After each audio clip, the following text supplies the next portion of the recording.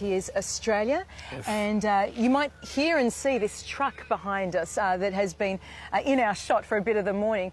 This is your truck. You've been here for 5 days. What have you been doing? Yes, so on Monday we get to know about that this is thing happening over here, and at that time we have no clue that how we can help someone or how we can provide the support. We thought, all right, we do this thing every time. We did it last time at Bunyip.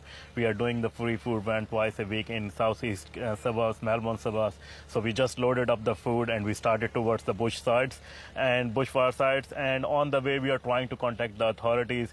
And luckily, we got the number of a lady, Lane, and she was from here, Bairnsdale. She's holding up at neighborhood house, Bairnsdale, and she told us that, all right, you guys are much needed over here. There are a lot of people who came down from the affected areas and staying here in the caravan parks, in the relief center, and they need to be fed. And we came down here, and since from them, our volunteers are here, we are here, and we are trying our best to do what we can. Yeah, so you've rocked up here, you've just grabbed some food or whatever, and you've just made your way here. Yes. And I guess for you, what does that do? What have you seen here as the reaction when you've turned up? People are in shock. They obviously had been through these kind of situations, but not at this scale.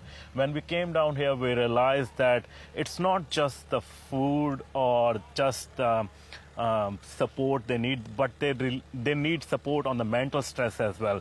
Means for homes are burnt, maybe insurances can bring them back, but the memories related with the homes, the pictures, the family inheritance coming past from the generations, they are being lost. And we have heard so many people who have lost their pets, their livestock, their houses, and sometimes we feel that it's not just the support, it's just the conversation they need.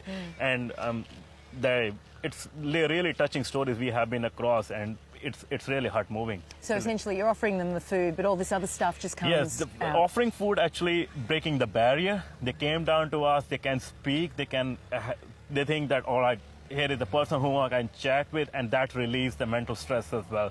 So we are trying to help as much as we can. And you've got a job, you're a mechanical engineer, yes, and your mates as well. You've all had to, and your employers have had to pitch in and give that time as well. So most of the volunteers, because of the Christmas season at this stage, got some Christmas holidays, and then they have applied for the extensions because we don't know that how long this condition will keep on going, and we had decided that till it calms down, we will stay here. We will continue our support. You're going to stay here for as long as it takes to calm down. Yes. And other group of volunteers as well. We have volunteers here sitting from last 5 days. A couple of them had, because at the first day we didn't have that good resources to stand by, so they slept in the cars.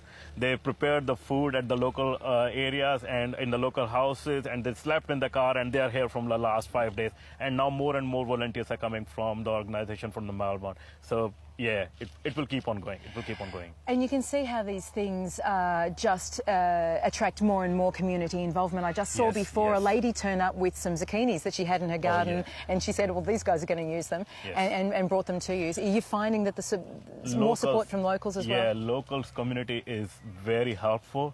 They are very engaging. They are very...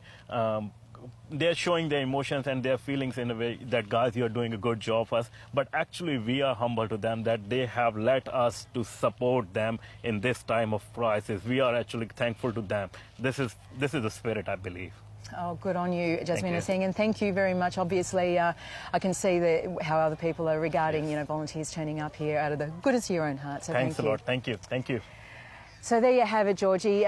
It's nice to have a little bit of that sense of people who are really doing things out of the goodness of their own heart, taking time out. Jasmina travelled 4 hours to get here and not knowing what he'd find, and they're prepared, he and his mates, to stay until this fire crisis is over in this area at least. It certainly is, Mary. We're going across back to you.